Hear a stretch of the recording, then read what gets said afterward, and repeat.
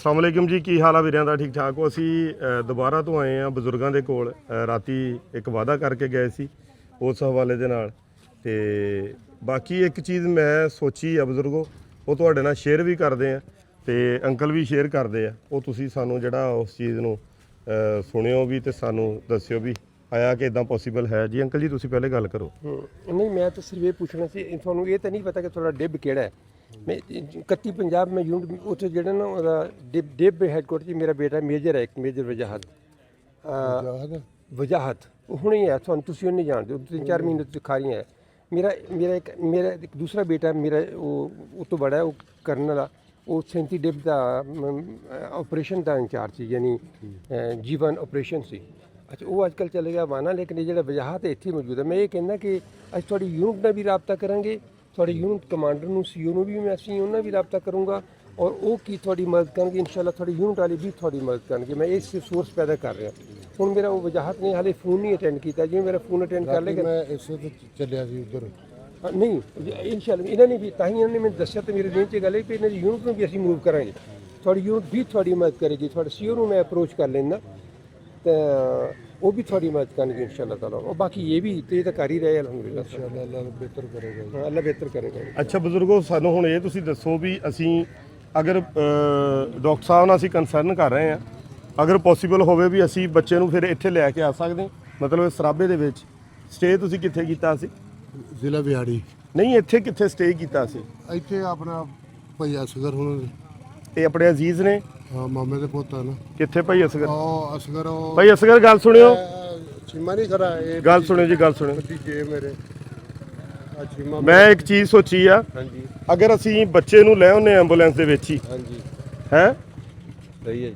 ਅਸੀਂ ਡਾਕਟਰ ਦੇ ਨਾਲ ਰਾਬਤਾ ਕਰ ਰਹੇ ਹਾਂ ਤੇ ਸਭ ਤੋਂ ਪਹਿਲੇ ਤੇ ਅੱਛੀ ਗੱਲ ਤੇ ਇਹੀ ਆ ਨਾ ਕਿ ਅਸੀਂ ਉਹਦਾ ਆਪਰੇਸ਼ਨ ਕਰਵਾਈਏ। ਸਹੀ ਹੈ ਜੀ। ਹੈ ਹਾਂਜੀ ਠੀਕ ਹੈ ਜੀ, ਜਿੱਦਾਂ ਉਹਦੀਆਂ ਲੱਤਾਂ ਤੇ ਜੁੜਨ ਨਾ, ਹਾਂਜੀ ਤੇ ਉਸ ਤੋਂ ਬਾਅਦ ਜਿਹੜਾ ਬ੍ਰੇਨ ਦਾ ਉਹਦਾ ਮਸਲਾ ਆ, ਨਿਊਰੋ ਦਾ ਜਿਹੜਾ ਮਸਲਾ ਆ, ਫਿਰ ਉਹਦੇ ਲਈ ਵੀ ਪ੍ਰੋਸੀਜਰ ਮੂਵ ਕਰਨਾ ਪੈਣਾ। ਠੀਕ ਆ, ਲੇਕਿਨ ਉਹਦੇ ਲਈ ਸਾਨੂੰ ਸਭ ਤੋਂ ਬੈਸਟ ਸੋਲੂਸ਼ਨ ਇਹ ਆ ਕਿ ਅਸੀਂ ਕੰਸਲਟ ਕਰਕੇ ਨਾ ਇੱਥੇ ਲੈ ਕੇ ਆਈਏ ਅਸੀਂ ਆਪਣੇ ਕਰੀਬੀ, ਫਿਰ ਉਹਨੂੰ ਲੈ ਕੇ ਅਸੀਂ ਅੱਗੇ ਨਿਕਲ ਸਕਦੇ ਹਾਂ। ਸਹੀ ਹੈ ਹੈ ਠੀਕ ਹੈ। ਅਸੀਂ ਹੁਣ ਬੂਰੇ ਜਾਈਏ, ਇੱਕ ਮਿਸਾਲ ਆ, ਬੂਰੇ ਜਾਈਏ ਪੈਸੇ ਦੇ ਕੇ ਅਸੀਂ ਵਾਪਸ ਆ ਜਾਈਏ, ਪੈਸੇ ਦੇਣਾ ਕੋਈ ਮਸਲੇ ਦਾ ਹੱਲ ਨਹੀਂ ਹੈ। ਹਾਂਜੀ ਹਾਂਜੀ ਨਹੀਂ ਸਹੀ ਹੈ ਜੀ। ਇਹ ਕਿੱਦਾਂ ਐਂਬੂਲੈਂਸ ਦੇ ਕਿਰਾਏ ਅਫੋਰਡ ਕਰਨ, ਕਿੱਦਾਂ ਇਹ ਲੈ ਕੇ ਜਾਣ? ਅਸੀਂ ਐਂਬੂਲੈਂਸ ਤੇ ਜਾਣਾ ਜੂ ਆ, ਅਸੀਂ ਲੈ ਆਉਂਦੇ ਪੇਸ਼ੈਂਟ ਨੂੰ ਨਾਲ ਹੀ। ਠੀਕ ਹੈ ਜੀ। ਠੀਕ ਆ, ਅਸੀਂ ਡਾਕਟਰ ਨਾਲ ਰਾਬਤਾ ਕਰਦੇ ਆ, ਦੇਖਦੇ ਆ ਡਾਕਟਰ ਸਾਹਿਬ ਕੀ ਕਹਿੰਦੇ ਆ, ਤੇ ਉਹ ਫਿਰ ਥੋੜਾ ਜਿਹਾ ਤੁਹਾਨੂੰ ਜਿਹੜਾ ਆ ਸਾਡੇ ਨਾਲ ਤਾਵਨ ਕਰਨਾ ਪੈਣਾ, ਕਿਉਂਕਿ ਪੇਸ਼ੈਂਟ ਲਈ। ਠੀਕ ਆ, ਕੋਈ ਨਹੀਂ ਕਰਾਂਗੇ। ਹਾਂ, ਅਸੀਂ ਇਹ ਨਹੀਂ ਵੀ ਅਸੀਂ ਸਰਜਰੀ ਕਰਾ ਕੇ ਫੌਰੀ ਵਿਆੜੀ ਨਹੀਂ ਛੱਡਣ ਚੱਲ ਜਾਣਾ, ਉਹ ਥੋੜਾ ਜਿਹਾ ਭਾਰ ਤੁਹਾਡੇ ਮੋਢਿਆਂ ਤੇ ਵੀ ਆਉਣਾ। ਠੀਕ ਆ, ਨਹੀਂ ਜੇ ਇੱਥੇ ਰਹਿ ਲਵੇ ਫਿਰ ਇੱਥੇ ਹਾਂ ਕੋਈ ਗੱਲ ਤੇ ਡਾਕਟਰ ਕਦੇ ਨਹੀਂ ਹੱਥ ਪਾਉਣਾ ਇਦਾਂ। ਹਾਂਜੀ ਚਲੋ ਕੋਈ ਨਹੀਂ, ਉਹਨਾਂ ਨੇ ਨਹੀਂ ਉਹ ਡਾਕਟਰ ਨੂੰ ਬਿਹਤਰ ਪਤਾ ਵੀ ਉਹਨੇ ਹੱਥ ਪਾਉਣਾ ਜਾਂ ਨਹੀਂ ਪਾਉਣਾ। ਉੱਥੇ ਹੁਣ ਨਿਸ਼ਤਰ ਚ ਵੱਡੇ ਵੱਡੇ ਡਾਕਟਰ ਆ ਲੱਗਦੇ, ਉਹਨਾਂ ਆਖਿਆ ਜਿੰਨਾ ਤੱਕ ਇਹ ਬੋਲਦਾ ਨਹੀਂ ਨਾ।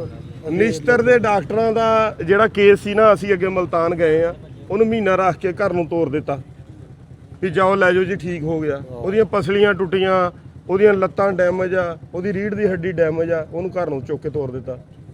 ਉਹ ਕਹਿੰਦੇ ਹੁਣ ਘਰ ਬੋਲਿਆ ਜਦੋਂ ਅੱਖਾਂ ਖੋਲਦਾ ਤਾਂ ਦੇਖਦਾ। ਨਹੀਂ ਉਹ ਦੇਖੋ ਜੀ, ਤੁਹਾਨੂੰ ਜਿੱਦਾਂ ਨਹੀਂ। ਪਤਾ ਲੱਗਦਾ ਨਾ ਜਿੱਦਾਂ ਕਰ ਲਓ ਤੁਸੀਂ ਡਾਕਟਰ ਨਹੀਂ, ਇੱਕ ਹੁਣ ਦੇਖੋ ਨਾ ਵੀ ਅਸੀਂ ਹੁਣ ਉਹਦੇ ਬੋਲਣ ਦਾ ਇੰਤਜ਼ਾਰ ਕਰਨਾ ਵੀ ਉਹਨੂੰ, ਇੱਕ ਤਾਂ ਉਹਦੀਆਂ ਲੱਤਾਂ ਟੁੱਟੀਆਂ, ਉਹਨੂੰ ਤਕਲੀਫ ਲੱਤਾਂ ਦੀ ਹੋਣ ਡਈ ਆ। ਸਹੀ ਗੱਲ। ਤਕਲੀਫ ਆਖਰ ਦੁੱਖ ਤਾਂ ਹੁੰਦਾ ਨਾ, ਕੰਡਾ ਵੀ ਲੱਗੇ ਦੁੱਖ ਹੁੰਦਾ ਨਾ। ਉਹਦੀਆਂ ਤੇ ਲੱਤਾਂ ਦੋਨੇ ਹੀ ਟੁੱਟੀਆਂ ਹੋਈਆਂ, ਹਾਂਜੀ ਨਹੀਂ ਸਹੀ ਹੈ। ਉਹਦੀਆਂ ਲੱਤਾਂ ਦਾ ਵੀ ਤਾਂ ਕਰੀਏ ਨਾ। ਇਸ ਕਾਰਨ ਨੂੰ ਦੋ ਹਿੱਸਿਆਂ 'ਚ ਕਰਾਂਗੇ ਨਾ। ਪਹਿਲਾ ਹਿੱਸਾ ਇਹ ਹੈ ਕਿ ਉਹਦੀ ਲੱਤਾਂ ਜਿਹੜੀ ਨਾ ਠੀਕ ਹੋਣੀ ਚਾਹੀਦੀਆਂ, ਉਹ ਤੋਂ ਬਾਅਦ ਫਿਰ ਬ੍ਰੇਨ ਦਾ ਮਸਲਾ ਦੂਸਰੇ ਹਿੱਸੇ 'ਚ ਦੇਖਾਂਗੇ ਕਿ ਉਹਦਾ ਕੀ। ਜਿਵੇਂ ਤੁਹਾਡੀ ਸਲਾਹ ਜੀ। ਅਸੀਂ ਕੋਸ਼ਿਸ਼ ਇਹ ਕਰ ਰਹੇ ਹਾਂ ਕਿ ਅਸੀਂ ਬੱਚਾ ਜਿੱਦਾਂ ਉਹ ਨਹੀਂ ਹੁੰਦੇ ਕਿ ਇਹ ਸਾਡਾ ਕੇਸ ਜ਼ਾਤੀ ਹੋ ਗਿਆ, ਯਾਨੀ ਨਾ ਅਸੀਂ ਜਾਨ ਛਡਾਉਣ ਵਾਲਾ ਕੰਮ ਨਹੀਂ ਕਰਨਾ।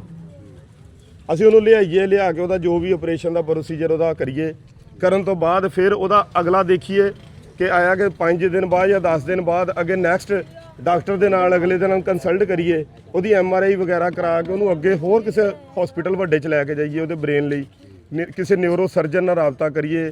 ਆਇਆ ਕਿ ਉਹਦੇ ਦਿਮਾਗ 'ਚ ਬਲੱਡ ਜੰਮ ਗਿਆ, ਕੀ ਮਸਲਾ ਆ, ਕਿਹੜੀ ਚੀਜ਼ ਦੀ ਸੱਟ ਲੱਗੀ ਆ, ਉਹ ਹਰ ਚੀਜ਼ ਉਹ ਤਾਂ ਇਸੇ ਤਰ੍ਹਾਂ ਹੀ ਆ ਨਾ, ਹਿਸਟਰੀ ਜਦੋਂ ਉਹਦੀ ਹੋਣੀ ਆ, ਉਹਦੇ ਟੈਸਟ ਵਗੈਰਾ ਹੋਣੇ ਆ। ਇਹ ਹੱਲ ਨਹੀਂ ਵੀ ਹੁਣ ਮੈਂ ਆਇਆ ਮੈਂ ਇੱਥੇ 10-20 ਹਜ਼ਾਰ ਤੁਹਾਨੂੰ ਕੱਢ ਕੇ ਦੇ ਕੇ ਤੇ ਚੱਲ ਜਾ, ਇਹ ਹੱਲ ਨਹੀਂ ਹੈ। ਸਹੀ ਹੈ। ਅਸੀਂ ਅਗਰ ਇੱਥੋਂ ਹੁਣ ਬੂਰੇ ਜਾਣਾ ਨਾ, ਅਸੀਂ ਵੀ ਗੱਡੀ ਦਾ ਤੇਲ ਸਾੜ ਕੇ ਜਾਣਾ ਤੇ ਸਾਡਾ ਕੋਈ ਮੁੱਲ ਵੀ ਪਵੇ ਨਾ ਜਾਣ ਦਾ ਉੱਥੇ ਤੱਕ। ਹੈ ਠੀਕ ਹੈ, ਜਿਵੇਂ ਸਲਾਹ ਵਾ ਤੁਹਾਡੀ ਗੱਲ ਹੀ ਅੱਗੇ ਇੱਥੇ ਲਿਆਉਣਾ ਵਾ ਤਾਂ ਇੱਥੇ ਆ ਹੈਗੇ ਆ ਹੂੰ ਇਹਨਾਂ ਕੋਲ ਲੈ ਜੀ। ਅਸੀਂ ਅੱਗੇ ਡਾਕਟਰ ਨਾਲ ਪਹਿਲੇ ਰਾਬਤਾ ਕਰਦੇ ਹਾਂ। ਅਸੀਂ ਕੋਸ਼ਿਸ਼ ਇਹੀ ਕਰਨੀ ਕਿ ਸਿੱਧਾ ਮੂਵ ਕਰੀਏ ਹਸਪਤਾਲ 'ਚ। ਠੀਕ ਆ ਆਪਰੇਸ਼ਨ ਤੋਂ ਬਾਅਦ ਦੇ ਵਿੱਚ ਫਿਰ ਛੁੱਟੀ ਹੁੰਦੀ ਆ, ਉਹ ਤੁਹਾਨੂੰ ਘਰ 5-10 ਦਿਨ ਬਰਦਾਸ਼ਤ ਕਰਨਾ ਪੈਣਾ। ਹਾਂ ਠੀਕ ਹੈ ਜੀ।